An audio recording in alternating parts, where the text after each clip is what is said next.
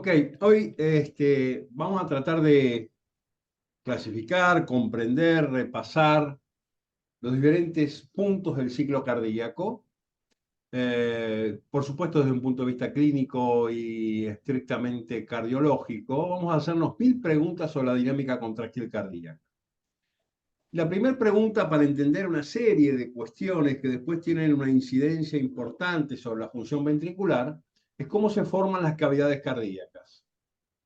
Y fundamentalmente tenemos que tener presente que las cavidades cardíacas nacen de un tubo único, y ese tubo único va surgiendo, va sufriendo cambios morfológicos progresivos que hacen que finalmente los ventrículos se contraigan con esta lógica.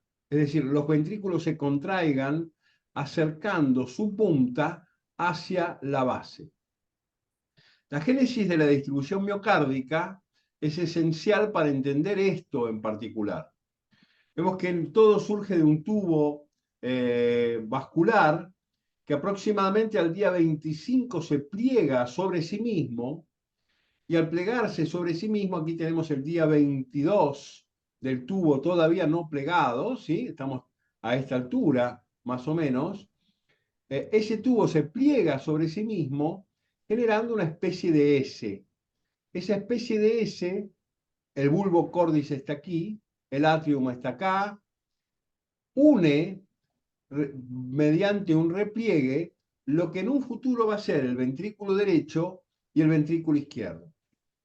Noten cómo este tubo se va plegando sobre sí mismo, y los pliegues que implica, el contacto que implica las diferentes circunvoluciones de los pliegues, se abren generando inicialmente el ventrículo derecho, el tracto de salida del ventrículo derecho, el ventrículo izquierdo, la cámara aurículo-ventricular, y las aurículas nacen por separadas, incluso con una histología y distribución miocárdica completamente diferente, hasta que en el día 50 tenemos el corazón perfectamente formado.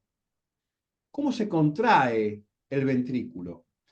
El punto concreto es que a la quinta semana hay una rotación, hay una torsión helicoidal de este tubo neural que hace que las fibras miocárdicas efectivamente conserven una lógica helicoidal en su circunferencia.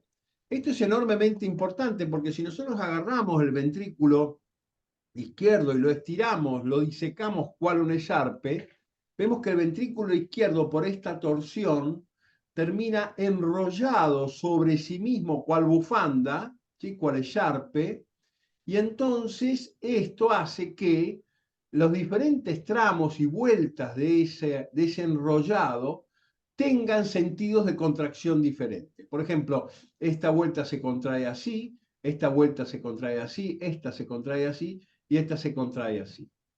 Esto hace que el ventrículo, cuando nosotros observamos la distribución de fibras, tiene una lógica contráctil que genera una contracción parecida a la contracción que sufre un trapo mojado cuando lo estrujamos.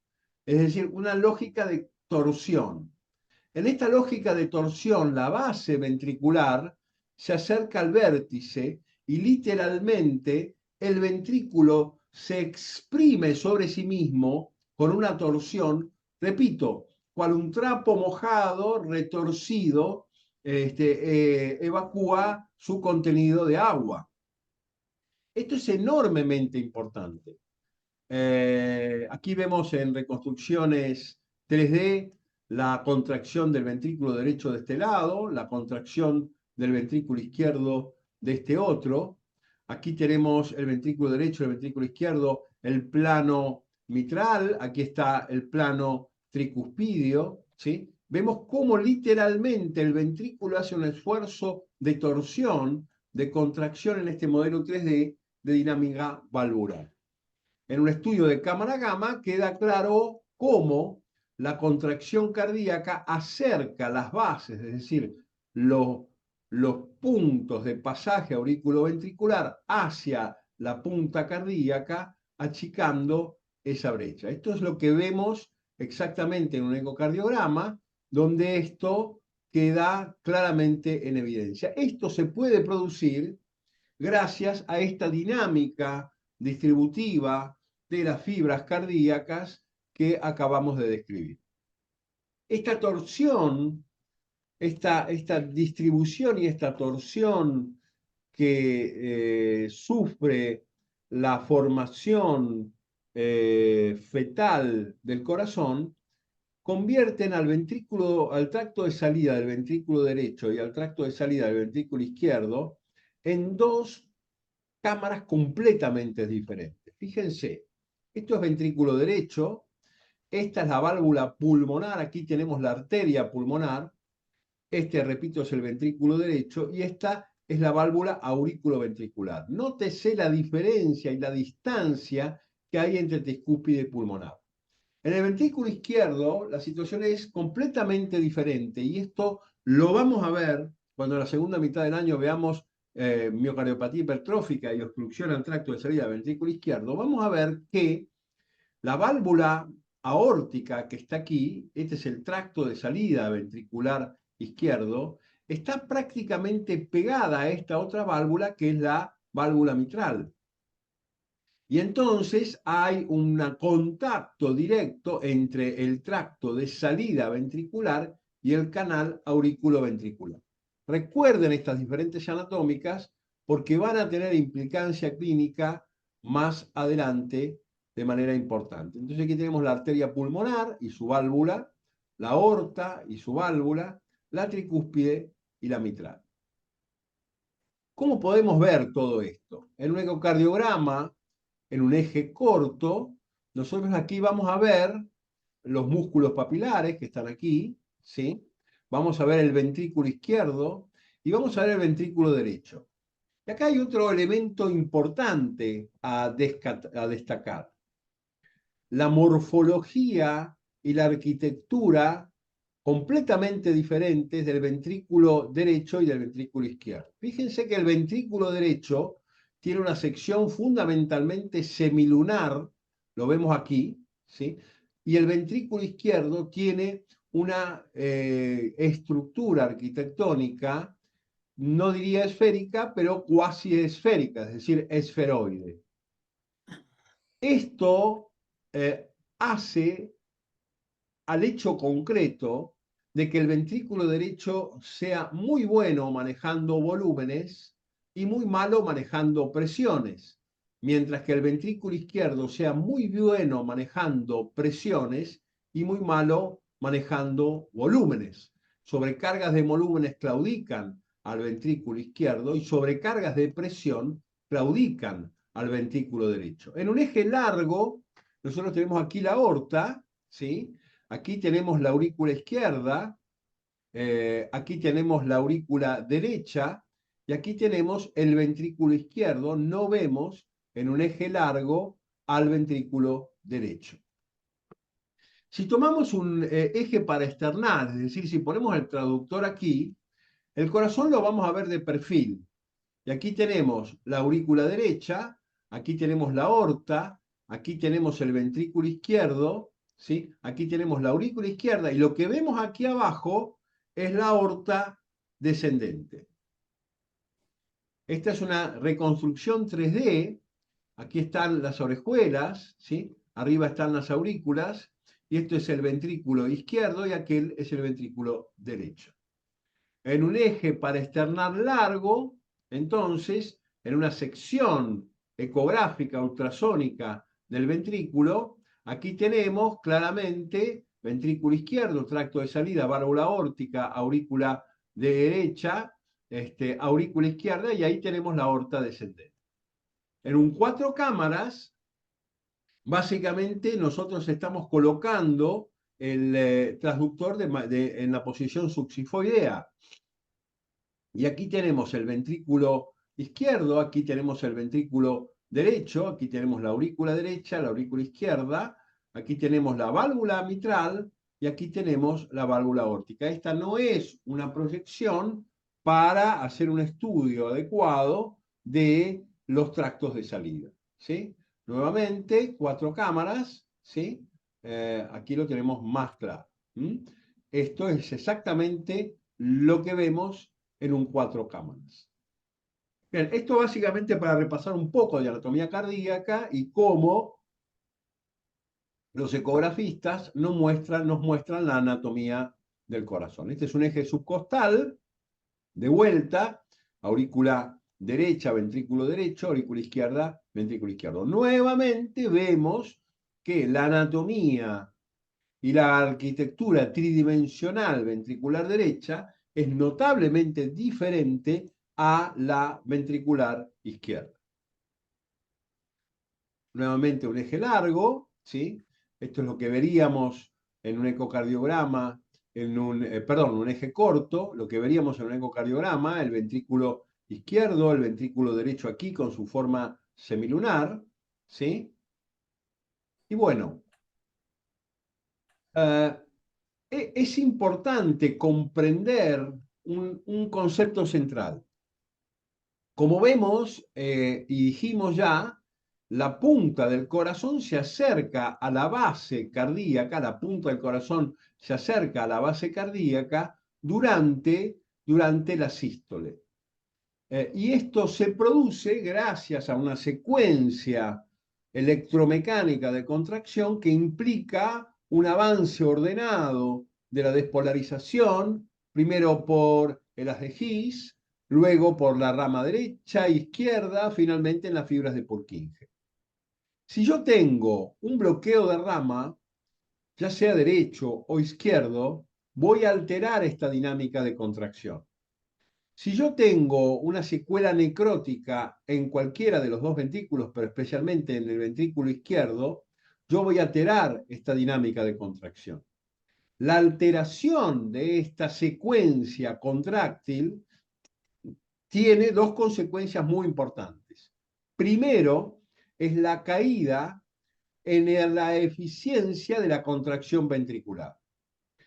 Supongamos, y el segundo es una visualización de falsos positivos de disquinesia o aquinesia en los estudios de imágenes. Es decir, con trastornos de conducción, yo puedo esperar una reducción en el volumen sistólico y puedo esperar también una alteración en la dinámica secuencial y progresiva de la contracción miocárdica que puede simular trastornos parietales de contracción y por lo tanto puede simular isquemia o necrosis.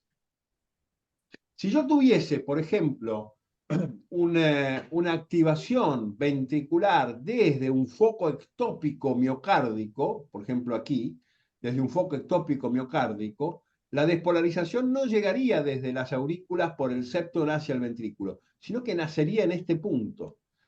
La estimulación ventricular generada por un foco marcapaso ectópico, como en el caso de una taquicardia ventricular, también generaría o genera de hecho una reducción en la eficiencia de contracción ventricular con caída en el volumen sistólico. De hecho, cuando ustedes en un monitor ven la curva de presión vinculada a una extrasístole ventricular en el monitor, van a ver que esa curva de presión es más pequeña, está deformada, porque esa curva de presión es secundaria a un volumen sistólico reducido. Volumen sistólico reducido porque se perdió la secuencia de activación ventricular porque la despolarización no llegó al miocardio por vía natural. ¿Todo esto se entendió? Sí, doctor. Avanzamos. Sí, sí, sí, sí. ¿Qué es el ciclo cardíaco? Fundamentalmente el ciclo cardíaco es una secuencia de eventos electromecánicos que debemos comprender y que nos debe quedar claro. En esta secuencia, el ciclo cardíaco lo podemos dividir arbitrariamente en sístole y en diástole. La sístole comienza con un periodo de contracción con 4 válvulas cerradas, denominada contracción isovolumétrica. Cuando abre la válvula aórtica, fundamentalmente tengo el comienzo del periodo expulsivo, que empieza siendo máximo, luego es mínimo y finalmente reducido. La diástole tiene un periodo inicial en el cual las 4 válvulas están cerradas, terminó la eyección, y el ventrículo se relaja generando la relajación isovolumétrica. Cuando las válvulas auriculoventriculares se abren, empieza lo que se denomina llenado pasivo, un llenado que ocurre por visafronte, es decir, ocurre por la llegada pasiva del retorno venoso al corazón izquierdo o derecho. Este tiene una fase rápida y una fase lenta. El volumen de fin de diástole se logra gracias al periodo de llenado activo, en el cual la contracción auricular completa entonces el volumen de sangre que el corazón es capaz de asumir al final de la diástole. Un hecho de enorme importancia clínica en la relación entre sístole y diástole es que fíjense que a una frecuencia de 75 latidos por minuto, la diástole dura aproximadamente medio segundo y la sístole 0,3 segundos. Es decir, la diástole es más larga. Pero si yo llevo ese corazón sano a 180 latidos por minuto, hay un fenómeno claro. ¿Qué pueden observar en la diferencia, perdón, entre esto y esto? ¿Qué diferencia central encuentran? A ver, ¿quién se anima? Miguel Ángel, ¿qué te parece? ¿Qué Eh, diferencia central hay?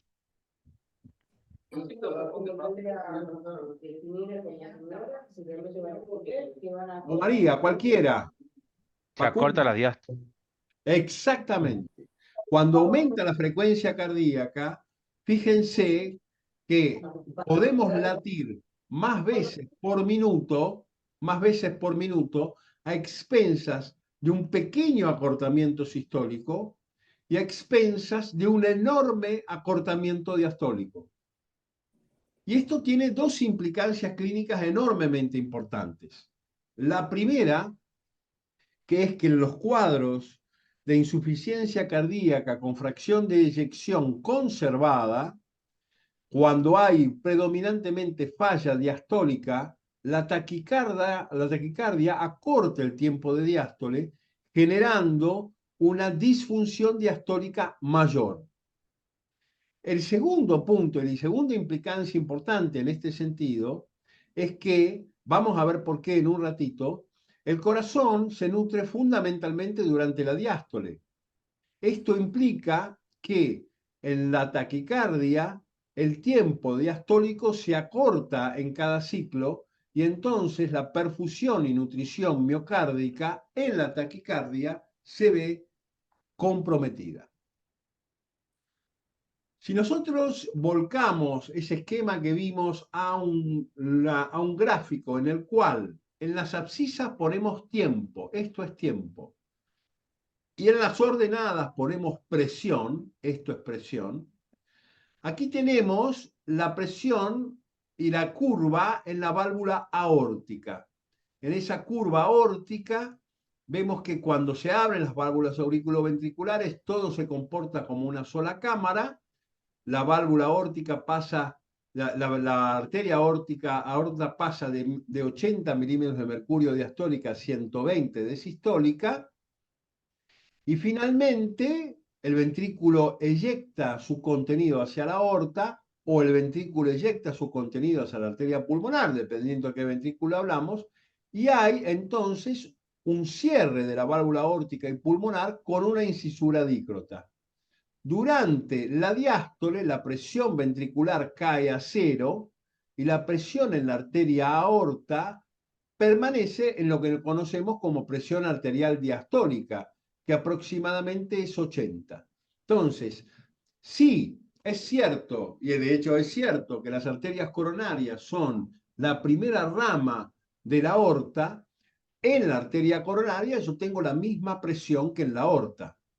Y entonces en la arteria coronaria, durante la sístole, yo voy a tener esta curva y en la arteria, en el ventrículo voy a tener esta curva. De tal forma que el gradiente de presión sistólico ventricular durante la sístole es casi cero. La diferencia entre esto y esto es cero. Y si un fluido se transporta de un lugar a otro por diferencia de presión, no hay diferencia de presión para trasladar sangre desde la arteria coronaria hacia la pared ventricular. Por lo tanto, no hay perfusión. Durante la diástole, yo tengo 80 de diastólica y 0 de diastólica en el ventrículo. Con lo cual hay un gradiente de 80 milímetros de mercurio entre la presión aórtica, es decir, coronaria, y la presión ventricular. Esto hace claramente que haya efectivamente un gradiente perfusorio útil, y esto explica por qué la diástole es el momento en el cual el miocardio logra ser perfundido. ¿Esto se entendió? ¿Alguien me Sí, dice sí? Sí, sí, sí, sí. Bien, ok, sí, gracias. Si nosotros trasladamos ese ciclo cardíaco a esta lógica entonces de tiempo, presión, vemos que la diástole empieza con el cierre de la válvula aórtica, la válvula auriculoventricular está cerrada, el ventrículo se relaja, cayendo fuertemente su presión en su interior, generando lo que denominaremos relajación isovolumétrica diastólica. Cuando se abre la válvula aórtica, comienza el llenado rápido, seguido por diástasis o llenado lento, y seguido a su vez por la sístole auricular que completa el volumen de fin de diástole. Cuando el ventrículo está completamente lleno, se cierran las válvulas auriculoventriculares. Recordemos que las sigmoidas ya estaban cerradas acá. Se cierran las válvulas auriculoventriculares, las 4 válvulas están cerradas y el ventrículo empieza a hacer fuerza para elevar su presión cavitaria de 0 a 81. Cuando llega a 81, tiene 1 milímetro de mercurio más que la presión aórtica, abre entonces la válvula aórtica y empieza el periodo eyectivo, que culmina cuando la presión del ventrículo cae por debajo de 80, la válvula aórtica se cierra y vuelve a comenzar la relajación isovolumétrica diastólica. Esto lo vamos a ver en detalle de ahora en más. Ahora, ¿esta es la única forma de graficar todo esto? No. Hay una forma que tiene una enorme importancia fisiopatológica para graficar todo esto. Esto lo podemos convertir en esto. ¿Qué es esto? Este es el loop presión-volumen. Mientras que aquí la lógica es tiempo-presión, aquí la lógica nos dice que en las abscisas tengo fundamentalmente volumen y en las ordenadas tengo presión. De tal forma que si yo tengo el comienzo de la diástole aquí con la apertura de las válvulas auriculoventriculares, supongamos que esta es la relajación isovolumétrica diastólica. Acá terminó de eyectar el ventrículo, se cierra la válvula aórtica y tengo la relajación isovolumétrica diastólica.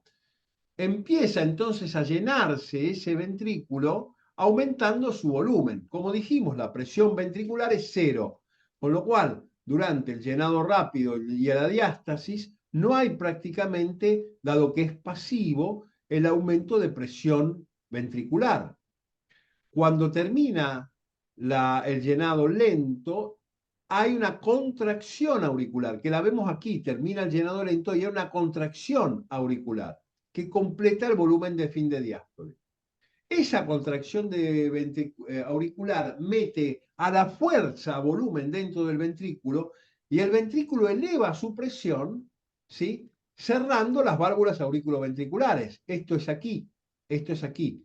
Esto es todo esto, ¿sí? Cuando se cierran las válvulas auriculoventriculares aquí y aquí, el ventrículo empieza a contraerse con fuerza. Repito, esto es tiempo y esto es presión, y esto es volumen y esto es presión. Y entonces las 4 válvulas están cerradas, el ventrículo aumenta su presión sin modificar su volumen. Ven que aumenta la presión sin modificar el volumen, aumenta su presión sin modificar el volumen, hasta que la presión ventricular supera la presión aórtica, la presión ventricular supera la presión aórtica, la válvula aórtica se abre aquí y el ventrículo empieza a vaciarse. Como el ventrículo empieza a vaciarse, el volumen ventricular empieza a caer, empieza a ir en este sentido. Aquí es el periodo eyectivo, aquí es el periodo eyectivo. Cuando la eyección termina y el ventrículo perdió fuerza, básicamente la presión aórtica empieza a ser superior a la presión ventricular. Con lo cual, en este punto, se cierra una válvula aórtica y comienza, la válvula auriculoventricular estaban cerradas, y comienza a relajarse ese ventrículo perdiendo presión. Comienza a relajarse ese ventrículo perdiendo presión. Como no cambia volumen, hablamos de una relajación isovolumétrica diastólica, hasta que se abren las válvulas auriculoventriculares y todo vuelve a empezar. Es decir, lógica, tiempo, presión, lógica, volumen, presión. ¿Lo entendieron? ¿Se puede ver? Ahora lo vamos a ir Sí. descomponiendo Sí. parte a parte para que lo vean completamente. Entonces, esto y esto son lo mismo. Aquí el idioma es volumen-presión, aquí el idioma es tiempo-presión. Cierre de las válvulas auriculoventriculares, aquí, contracción isovolumétrica sistólica, aquí la apertura de la válvula aórtica, ¿sí?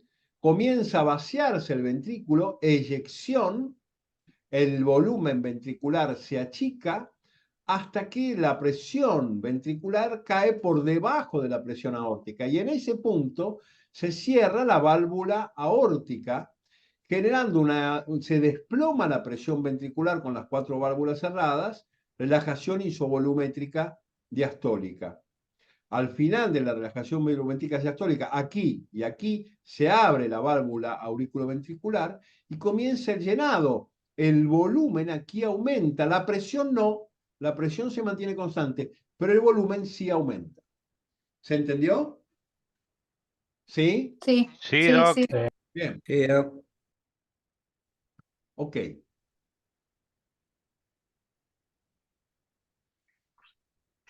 Bien.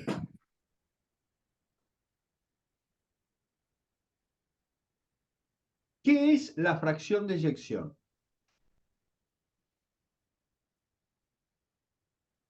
Vamos a analizar esta curva de función ventricular izquierda. Este punto es volumen de fin de sístole. Aquí la sístole terminó, ¿estamos de acuerdo? Cierra la válvula aórtica, la sístole terminó, comienza la relajación isovolumétrica diastólica. ¿Estamos de acuerdo? Bien. Entonces aquí la sístole terminó, por lo tanto este es el volumen con el cual queda el ventrículo al final de la sístole. Dicho de otra forma, es el volumen con el cual se queda el ventrículo después de haber eyectado todo lo que eyectó. Dicho de otra forma, es el volumen residual ventricular al final de la sístole. Este volumen. ¿Se entiende? ¿Sí? Sí, sí, sí. El ventrículo se llena durante toda la diástole y asume el volumen al final de la diástole. Es decir, terminada la diástole, el ventrículo se llenó completamente y asume un volumen denominado volumen de fin de diástole. Y obviamente una presión también de fin de diástole. ¿Sí? ¿Cómo definimos volumen sistólico? Volumen sistólico no es otra cosa que lo que se fue del ventrículo durante la sístole. Por lo tanto, es lo que llegó a tener de volumen el ventrículo al final de la sístole, menos lo que tiene el volumen el ventrículo, perdón, repito, vuelvo a decirlo bien. El volumen que asume el ventrículo al final de la diástole ¿sí? Cuando se llena completamente, menos el volumen que tiene el ventrículo al final de la sístole, es decir, cuando evacuó completamente. Esto es lo que se fue. ¿De acuerdo? Esto es lo que nosotros definiremos como volumen sistólico. Definición y pregunta de examen. ¿Qué es el volumen sistólico? Volumen de fin de diástole menos volumen de fin de sístole. ¿Qué es el volumen sistólico? Esto. ¿Se entendió? Sí, Doc. No paro hasta que todos hayan entendido. ¿Entendieron todos? Sí, Sí, Sí, sí, sí. ¿Alguna sí, sí. pregunta? No, Bien. En cuanto a lo que es fracción de eyección, ¿qué es fracción de eyección? Es el porcentaje del volumen de fin de diástole, volvamos acá, fracción de eyección es el porcentaje de volumen de fin de diástole que se fue con la sístole.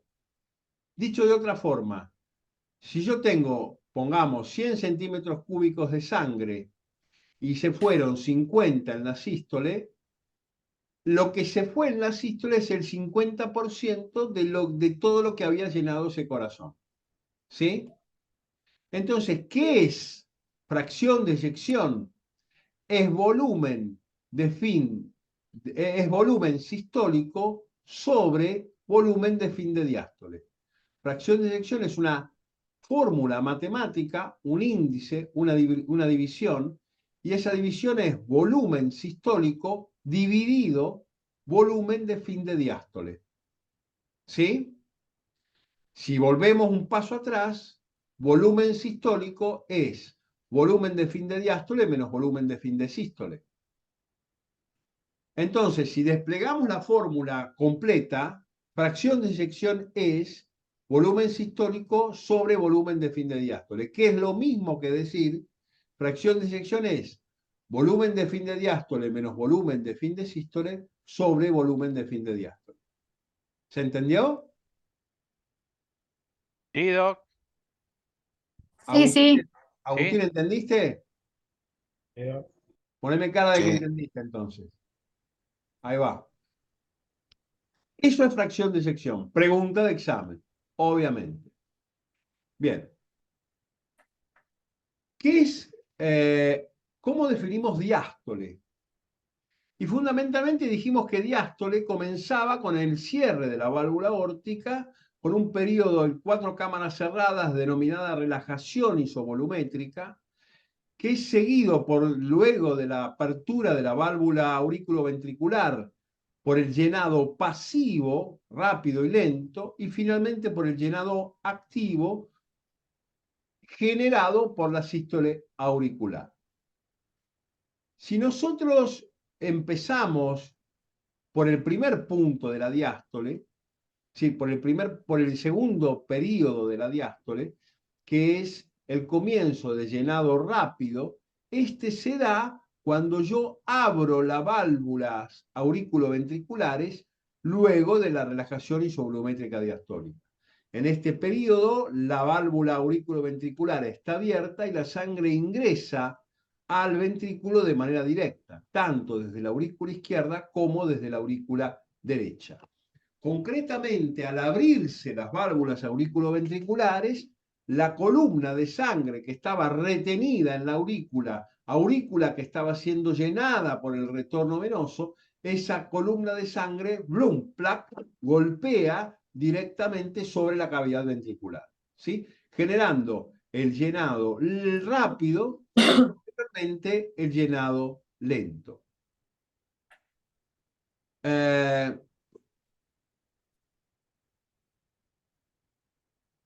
El llenado ventricular rápido, fundamentalmente entonces, es el periodo, el segundo periodo de la diástole, después de la relajación isovolumétrica diastólica. Se cierra la válvula aórtica, 4 válvulas cerradas, cae la presión ventricular, relajación isovolumétrica diastólica, se abren las auriculoventriculares y el corazón se empieza a llenar. ¿Sí?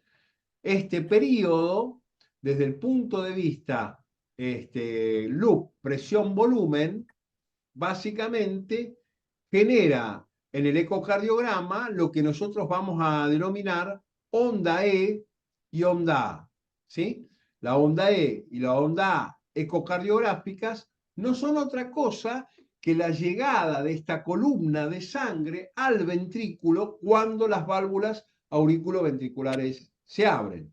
Esta onda E y esta onda A obviamente nos sirven para poder estudiar cómo está el flujo de sangre a través de la válvula aórtica, de la válvula tricúspide y la válvula mitral.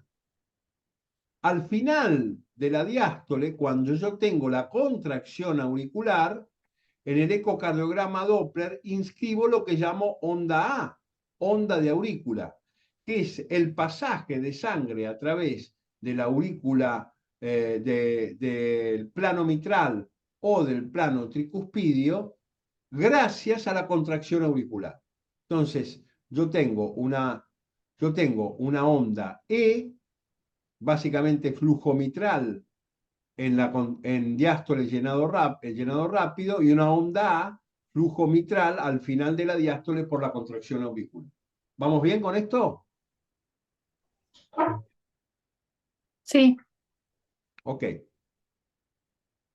Entonces, yo les hago una pregunta a todos, ¿sí? ¿Dónde está el llenado ventricular rápido? ¿Sí? El llenado ventricular rápido está en 1, está en 2 o está en 3. En uno, Doc. En uno. Repito, 1, 2, 3.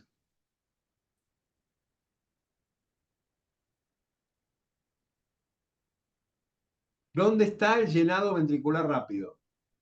en uno. 1 es la contracción isovolumétrica sistólica. ¿Cómo puede haber llenado si el volumen no se modifica? En 3. En No, 3. en tres, sí. Esta es la contracción isovolumétrica. ¿Ven que el volumen acá no se modifica? Durante todo este segmento no hay modificación de volumen. ¿Sí? Cuando termina la eyección y abre la válvula, se cierra la válvula aórtica, hay una relajación isovolumétrica diastólica. Nuevamente no se controla, no se relaja el volumen, se abre la válvula auriculoventricular y ahí sí el volumen empieza a crecer.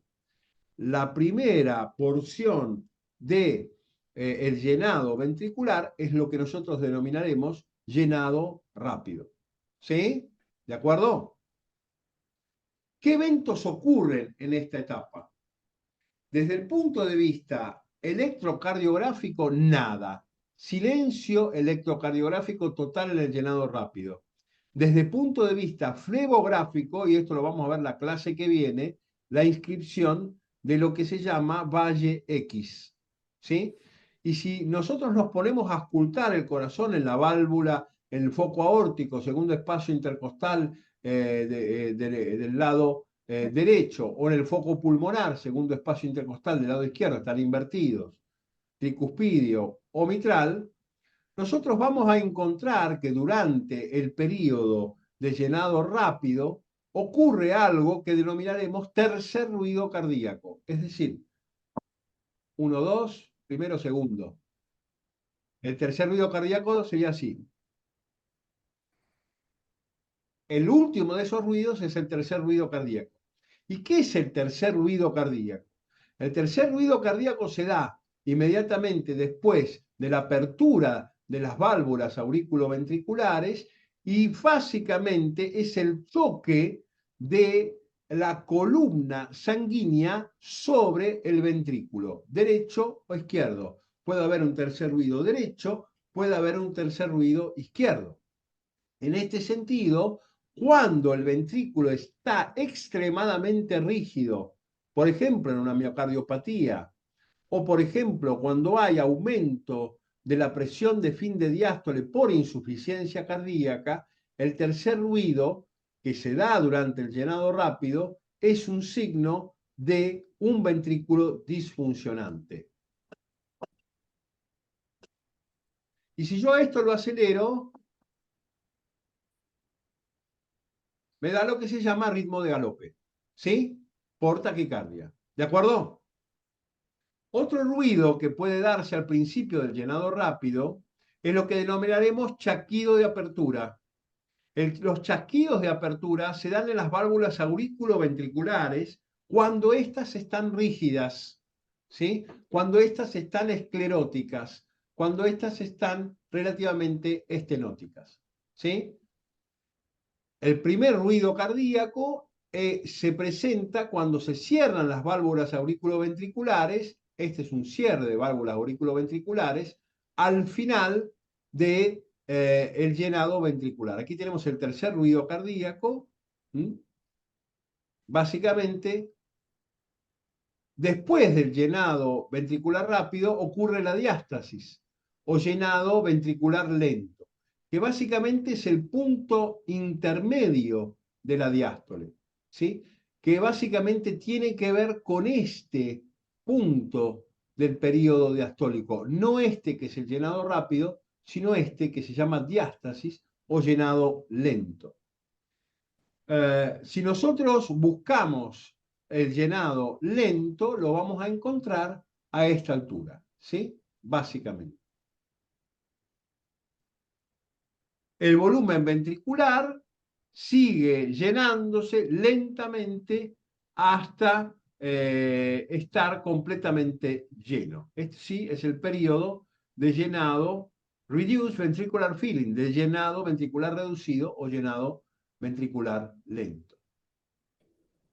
El llenado ventricular lento electrocardiográficamente es un silencio eléctrico y puede eventualmente abarcar la primera mitad de la onda P.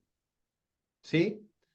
Hay silencio. El llenado ventricular lento básicamente implica el punto más bajo de una curva de presión mostrada en un monitor. Lo tenemos aquí. ¿Sí? ¿Vamos bien? ¿Preguntas hasta acá? ¿Ninguna? Avanzamos. Entonces, ¿dónde está el llenado ventricular lento? ¿1, 2 o 3?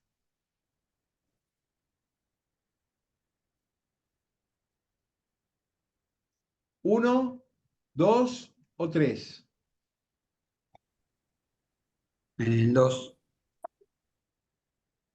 ¿Por qué aquí hay un llenado si el ventrículo está quieto? ¿1, 2 o 3? 1. En 3. El llenado ventricular lento le sigue al llenado ventricular rápido. Cierre de las auriculoventriculares, llenado rápido, diástasis, ¿sí? O llenado lento. ¿De acuerdo? ¿Sí? Sí. ¿Bárbara, se entiende? No, Doc, puedes repetir, por favor. Sí. No. Este es el loop presión-volumen. Aquí cierra la válvula aórtica. Al cerrar la válvula aórtica comienza la relajación isovolumétrica diastólica. El corazón se relaja, el ventrículo se relaja con las 4 válvulas cerradas. ¿Ves que es isovolumétrica? Que no hay una modificación del volumen ventricular. ¿De acuerdo? Entonces aquí cae drásticamente la presión sin modificarse el volumen, hasta que se abren las válvulas auriculoventriculares. Al abrirse las válvulas auriculoventriculares, el volumen empieza a aumentar. ¿Ven que este volumen, esto empieza a aumentar con la fase de llenado rápido, donde ocurre el tercer ruido, y la fase de llenado lento o intermedia, que es esta. ¿Se entendió? Sí, ahora sí. Sí, sí, sí. Ok. Ese- Sí, escucho preguntas. Viene a ser el remanente de la sístole auricular, profe. No, no, todavía no ocurrió la sístole auricular. La sístole auricular va a ocurrir acá. Y estamos hablando de esto. De la diástole, de llenado. Estamos hablando de que es un llenado pasivo. ¿De acuerdo? La sangre Sí. cae directamente de la vena cava al ventrículo, de las venas pulmonares al ventrículo. Pero no hay, todavía no ocurrió la sístole auricular. ¿De acuerdo, Facundo? Sí, doc. La vesícula auricular va a ocurrir ahora, ¿sí? Denominada también presístole, la sístole auricular es el aumento de la presión auricular por su contracción. Y entonces yo voy a tener una contracción de las aurículas que completan, estas aurículas contraídas completan el volumen de fin de diástole ventricular. Hasta el momento Esa el es la, volumen de fin de diástole se llenó por el llenado rápido, por el llenado lento y se completa con la sístole de la aurícula. Sí, escucho. sí, esa es la patada para completar el llenado, ¿no? Esa es la patada auricular, exactamente. Esa es la patada auricular que completa el volumen de fin de diástole. ¿Sí? La sangre vuelve, bueno, no quiero complicarlos. La sístole auricular, entonces, es el momento en el cual, por contracción auricular, completo el volumen de fin de diástole. Y si yo miro el loop presión-volumen, la sístole auricular es el punto terminal de la diástole. Entonces, la diástole tiene 4 periodos.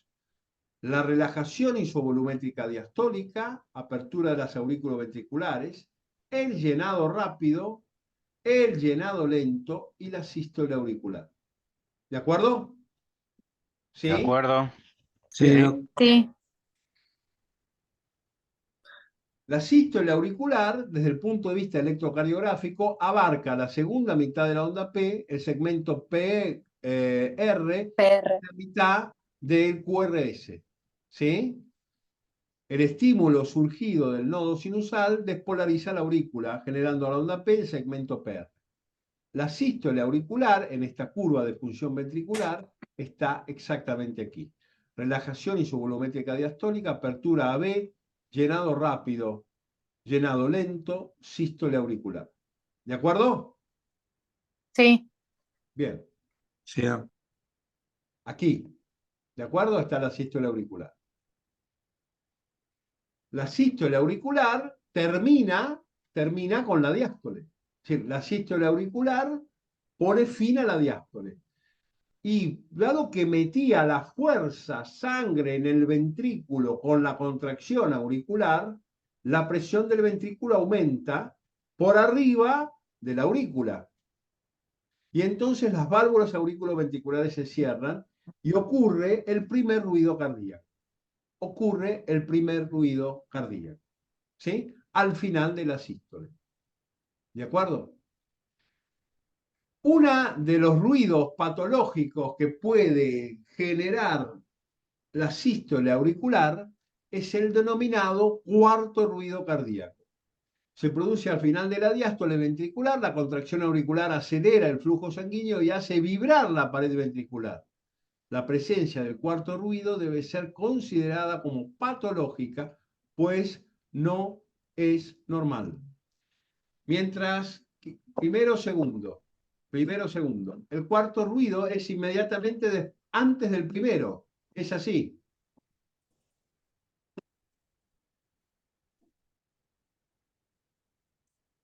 Mientras que el tercer ruido es así. El cuarto es inmediatamente antes del primero. ¿Se entendió? ¿Sí? Sí. Sí, Sí, doc. Cuarto, tercero, cuarto, tercero. ¿Sí? El cuarto ruido es inmediatamente previo al primero. Ven que el primero está precedido de un ruido. ¿De acuerdo? ¿Y qué pasa aquí? Pasa que nuevamente el ventrículo está rígido. Este cuarto ruido puede ser normal en corazones de atleta, pero en general también está hablando de un aumento de la presión de fin de diástole, de que al final de la diástole ese ventrículo está excesivamente rígido. A ver, les hago una pregunta a todos. Durante la fibrilación auricular, momento en el cual se pierde la contracción auricular, ¿puede haber cuarto ruido? no. No. El cuarto ruido está ausente al estar ausente la sístole auricular.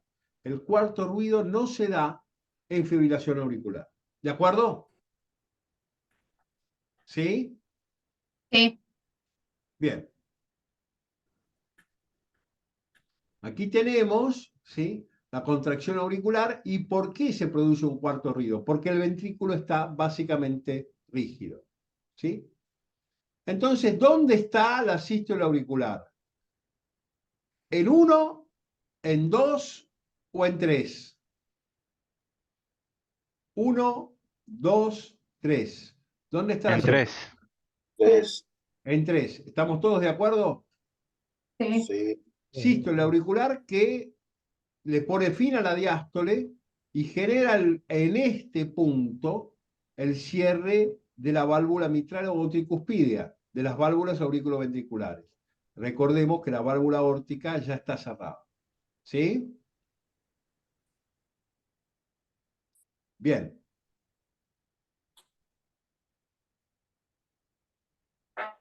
¿Paramos 5 minutos? Hacemos.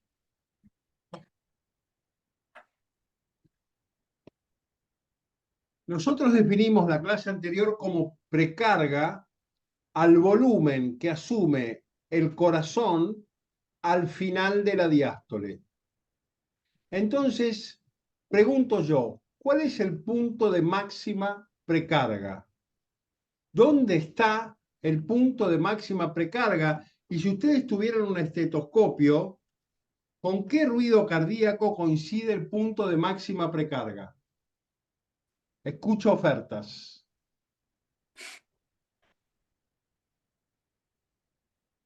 ¿Cómo Ánimo, sería la María. vuelta? El punto de máxima El punto precarga. máxima precarga vendría a ser el final de la diástole, la Brillante. patada auricular. Brillante. Al La final pat- de la patada auricular, si esto es el final de la diástole y aquí está la patada auricular, este es el punto de máxima precarga. ¿Sí? Coincide con el primer ruido cardíaco. ¿De acuerdo? ¿Lo entienden todos? ¿De acuerdo? Sí. Sí, Bien. todo ok. Sí. Ok. ¿Cómo definiríamos la sístole? Y nosotros dijimos que la sístole es bastante más sencilla. Tiene una etapa en la cual el corazón se prepara para expulsar. El corazón, el ventrículo tiene una barrera que es la válvula aórtica cerrada. Tiene que vencer la presión aórtica para poder empezar a expulsar. Tiene que superar la presión aórtica para poder empezar a expulsar. Y una vez que superó la presión aórtica, básicamente empieza la expulsión, que inicialmente es máxima, luego es mínima y finalmente reducida. ¿Sí? La contracción isovolumétrica sistólica, esto, no es otra cosa que aquí el cierre de las válvulas auriculoventriculares, el corazón que hace fuerza, fuerza, fuerza, fuerza con las 4 válvulas cerradas, ¿sí?, cual individuo constipado que intenta evacuar, ¿sí?, y entonces le gana la válvula aórtica la presión intraventricular, abre la válvula aórtica y sigue haciendo fuerza, fuerza, fuerza, fuerza para eyectar todo el volumen sistólico. ¿Sí? Entonces, luego de la contracción isovolumétrica sistólica, luego del cierre de las válvulas auriculoventriculares, con las 4 válvulas cerradas y sin modificar su volumen, el corazón contrae su músculo haciendo fuerza y comprimiendo su contenido sanguíneo para aumentar su presión y vencer la presión aórtica y empezar la eyección, empujando, abriendo a la fuerza la presión aórtica.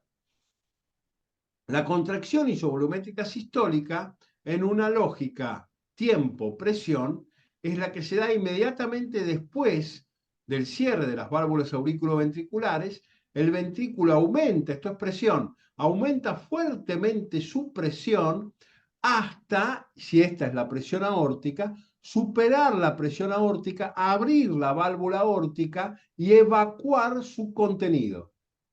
Esa es la contracción isovolumétrica sistólica, de enorme importancia fisiopatológica. ¿sí? El impulso eléctrico llega desde el nodo auriculoventricular y alcanza el GIS. La contracción isovolumétrica sistólica corresponde con la segunda mitad del QRS. Y si nosotros buscásemos su coincidencia con el potencial de acción miocárdico, corresponde básicamente a la fase 2, que es cuando ingresa masivamente calcio al intracelular. ¿Sí? Bien.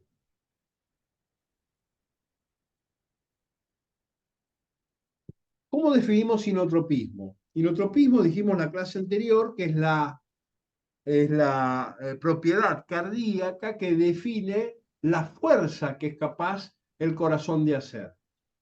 La fuerza que es capaz el corazón de hacer se puede medir a través de lo que se llama Vmax, fuerza máxima. Y la fuerza máxima es la máxima velocidad de contracción cuando la fibra no está expuesta a carga. La longitud muscular de reposo es la ley de Starling y el mecanismo betradinérgico es lo que la impulsa.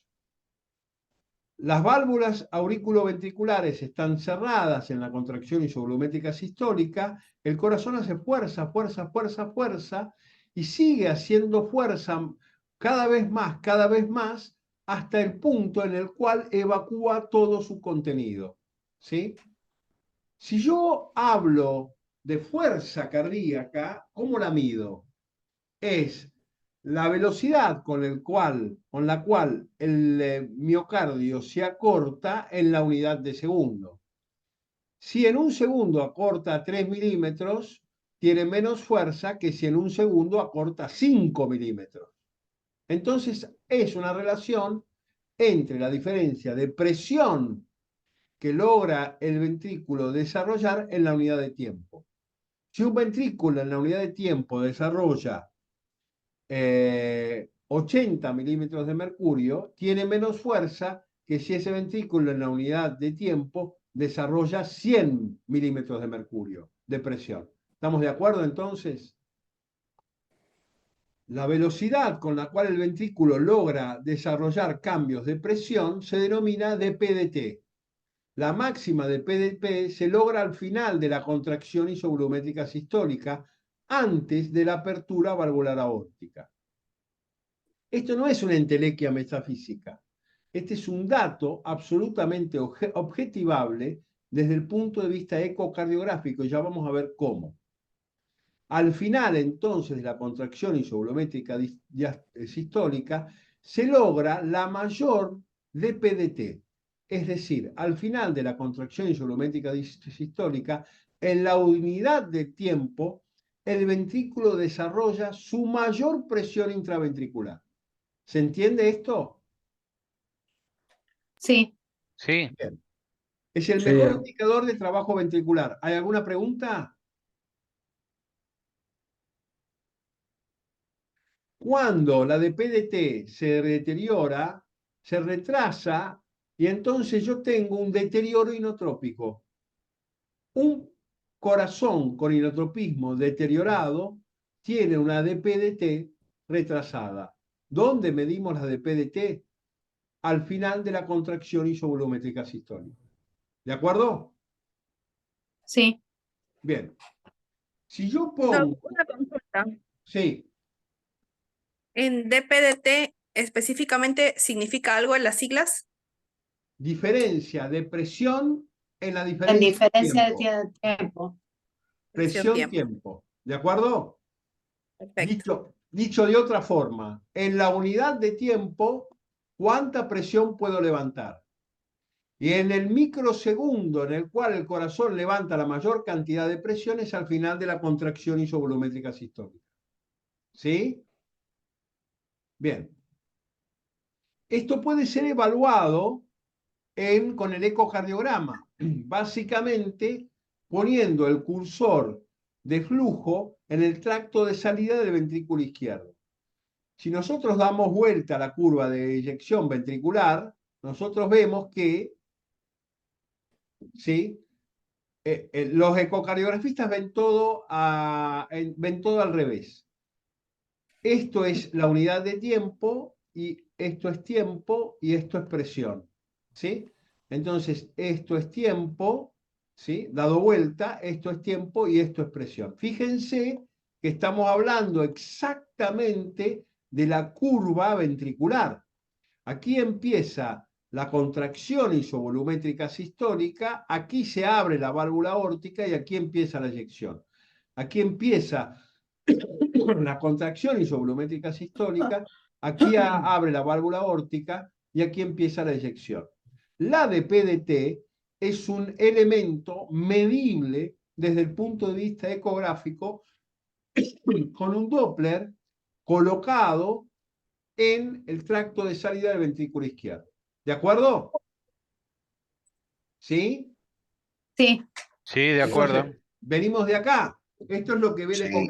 ecocardiografista. 1 milisegundo es esto. Y aquí tenemos la presión. ¿Sí?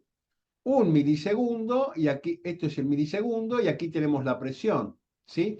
Si esto lo homologamos a lo que vemos en la curva tiempo-presión, esto es exactamente igual a esto.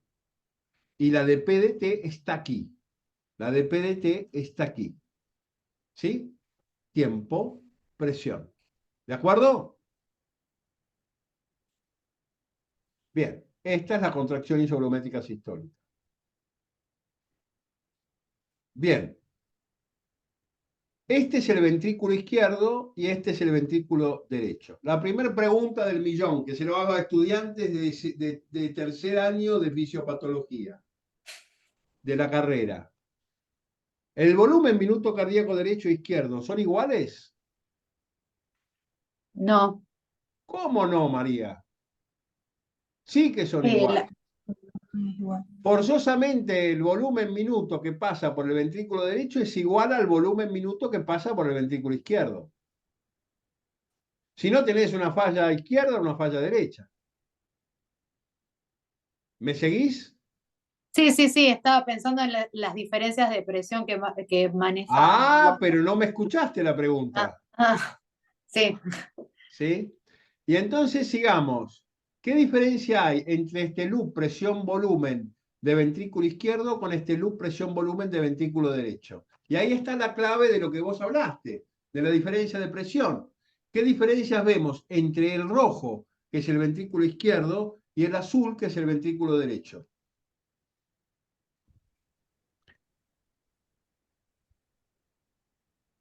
¿Qué no El tiene el ventrículo, azul, que es el ventrículo derecho? Presión, Doc, tiene más presión ujú, del el ventrículo ventrículo izquierdo izquierdo. maneja más presión. ¿Qué no tiene el ventrículo derecho, que sí tiene el ventrículo izquierdo? Más presión, obviamente, ¿sí? Aquí llegamos a 120 de sistólica y aquí llegamos a 30 de sistólica, ¿no? ¿Lo ven las escalas? ¿Y qué más? ¿Qué otra diferencia hay morfológica? Muy La importante. curva de presión y de volumen y de llenado es diferente una de otra. El llenado no es diferente. Lo que sí, lo que no Eh, tiene el la, la- ventrículo derecho la es curva, contracción isovolumétrica sistólica. ¿Ven que no hay? Lo que no tiene el ventrículo derecho es relajación isovolumétrica diastólica. ¿Ven que no hay?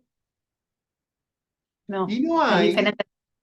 y no hay, claro, porque la presión de la arteria pulmonar es tan bajita que el ventrículo derecho no necesita contracción isovolumétrica diastólica, sistólica, ni necesita relajación isovolumétrica diastólica. Porque la presión en la arteria pulmonar que debe vencer es muchísimo menor. ¿Estamos de acuerdo con esto? Sí, estamos de acuerdo. ¿Lo Sí, ven? Sí. sí. Bien. Ok. ¿Dónde está la contracción isovolumétrica sistólica?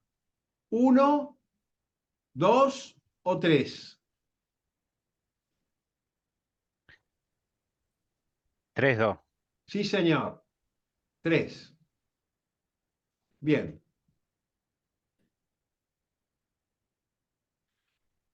Al principio de la contracción isovolumétrica sistólica se produce el primer ruido cardíaco, es decir, gracias al primer ruido cardíaco se cierran las válvulas auriculoventriculares y comienza la contracción isovolumétrica sistólica porque las válvulas aórticas están cerradas.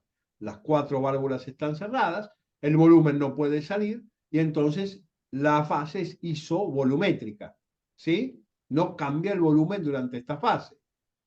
Pero básicamente, inmediatamente después del primer ruido y durante la sístole se producen los clics sistólicos. ¿Qué son los clics sistólicos? Se dan por estenosis de válvula aórtica o pulmonar. Cuando terminó la contracción isovolumétrica sistólica y empieza el periodo eyectivo, si la válvula aórtica está calcificada, está rígida, está esclerosada, hace un ruido metálico al abrir. Ese ruido metálico son los clics sistólicos. Se dan por estenosis sigmoidea aórtica o pulmonar o por aumento de las resistencias valvulares aórticas. ¿Sí? Bien. Inmediatamente abierta la válvula aórtica, cuando se abre la válvula aórtica, empieza lo que nosotros vamos a conocer como eyección rápida. Esta es la pulmonar, ¿sí? La aórtica está allá abajo, no la vemos. Esta es la mitral, esta es la tricúpide, esta es la pulmonar. La aórtica está acá abajo, ¿sí? Bien, y entonces empieza lo que denominamos periodo de eyección rápido, ¿sí? Periodo de eyección rápido. Que si esta es la contracción isovolumétrica sistólica, esta es la contracción isovolumétrica sistólica, el ventrículo se contrae con las 4 cámaras cerradas, aumentando la presión de su contenido, logra vencer la válvula aórtica aquí y aquí, y empieza la eyección. Eyección que lógicamente, si miramos dentro del ventrículo, el ventrículo va reduciendo su volumen. ¿Ven que va para atrás el punto rojo? ¿Sí? ¿De acuerdo? Sí. Bien. Sí, Aquí tenemos el periodo eyectivo, ¿sí? Y eso se llama eyección rápida. Fíjense aquí, ¿sí? Ven que la barra avanza en la apertura valvular aórtica, en lo que denominamos eyección rápida. En el electrocardiograma, el periodo eyectivo rápido corresponde al segmento ST. No es una casualidad que este segmento ST se vea alterado durante la isquemia, porque es el momento en el cual el ventrículo está teniendo su máximo consumo de oxígeno, está haciendo su máximo laburo. Y el máximo laburo es evacuar todo el volumen sistólico. ¿De acuerdo? sí, Bien. En el periodo eyectivo no hay soplos, a menos que yo tenga una estenosis aórtica o una estenosis pulmonar, y entonces tengo un soplo eyectivo aórtico o pulmonar. Pero eso lo vamos a ver más en profundidad en la materia semiología, ¿sí? Este es el periodo eyectivo, ¿sí? Luego de que se da el periodo eyectivo, empieza lo que denominamos eyección lenta. La eyección lenta es cuando el ventrículo ya empieza a perder fuerza y entonces empieza a decaer la presión ventricular y la presión aórtica. Este periodo es el periodo de eyección lenta, ¿sí? En el electrocardiograma, en el periodo de eyección lenta, inscribo la onda T. Empieza a repolarizarse eléctricamente ese ventrículo. ¿De acuerdo?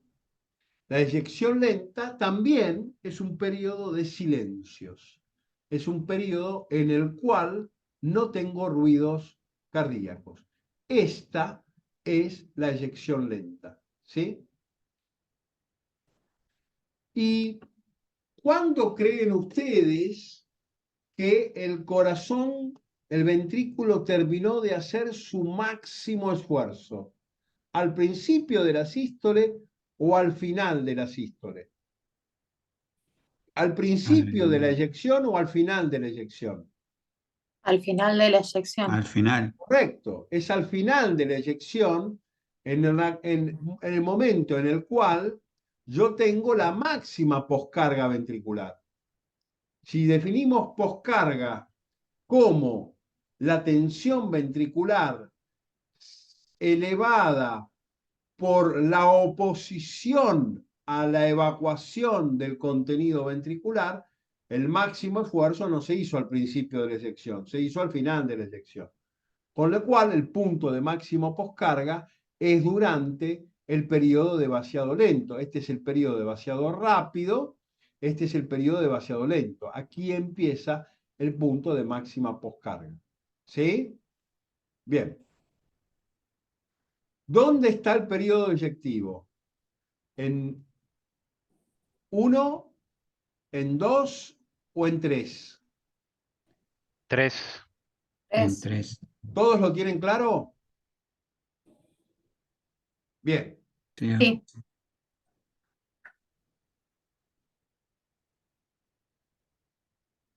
Al final de la eyección, cuando el ventrículo ya no tiene fuerza, su fuerza de empuje es inferior a la presión diastólica de la aorta. Como la presión en la aorta es mayor que la presión ventricular, se cierra la válvula aórtica, porque hay más presión del lado aórtico que del lado ventricular. ¿Vamos bien? sí, sí, Cuando se cierra la válvula aórtica, el corazón se afloja, se relaja, ¿sí? La presión dentro del ventrículo cae estrepitosamente, pero como están las 4 válvulas cerradas, empezó la diástole, tenemos lo que denominaremos relajación isovolumétrica diastólica. Isovolumétrica, no hay cambios de volumen, pero cae drásticamente la presión. Si nosotros lo vemos en la lógica tiempo-presión, en la relajación isovolumétrica diastólica, la presión ventricular cae de 120 que venía en el pico sistólico a 0. La presión ventricular cae a 0, mientras que se cierra la válvula aórtica y la presión aórtica cae a lo que nosotros vamos a denominar presión diastólica, perdón, que es 80. ¿De acuerdo? ¿Vamos bien? sí, Sí. Esta es la relajación isovolumétrica diastólica. ¿Sí? Esta es la relajación isovolumétrica diastólica. Desde el punto de vista electrocardiográfico, la relajación isovolumétrica diastólica tiene silencio diastólico. No hay ruido. No hay ningún tipo ni de ruido cardíaco valvular ni de tipo de flujo. ¿Sí? Bien, el segundo ruido cardíaco se da justo antes de la relajación isovolumétrica diastólica. Cuando termina la eyección ventricular y cierran las válvulas aórticas, tengo el segundo ruido cardíaco. ¿Sí? Bien, inmediatamente antes del tercero. Entonces, ¿dónde está la relajación isovolumétrica diastólica? ¿1, 2 o 3? En 1. En 1. ¿Vamos bien? sí. Ok. Sí. ¿La mitral y la tricúspide abren y cierran exactamente en el mismo momento? ¿Ustedes qué opinan?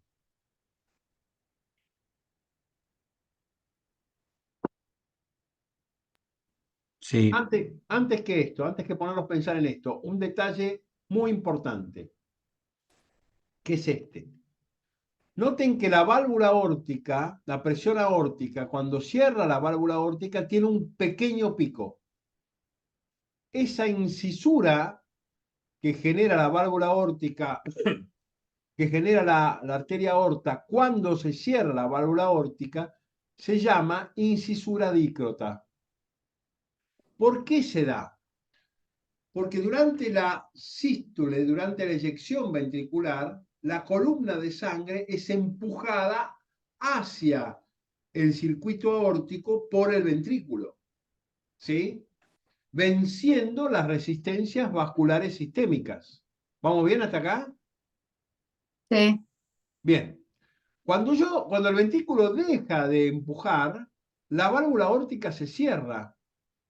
Y entonces las resistencias sistémicas son más fuertes que la presión que dejó de hacer el ventrículo en este momento. Y toda la columna de sangre retrocede chocando contra la válvula aórtica cerrada.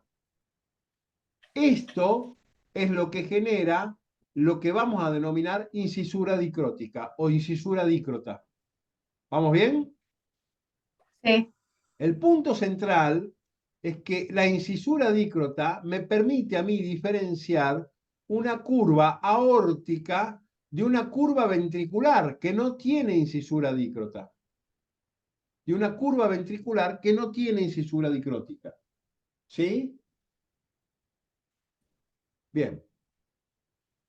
Muchachos, interrúmpanme si no se entiende. De todas formas, yo ahora voy a subirles el link de esta clase para que la vuelvan a escuchar, para que la clase que viene la volvamos a evaluar. Entonces la pregunta es, ¿la válvula mitral y la tricúspide se abren y cierran exactamente en el mismo momento? ¿Qué opinan?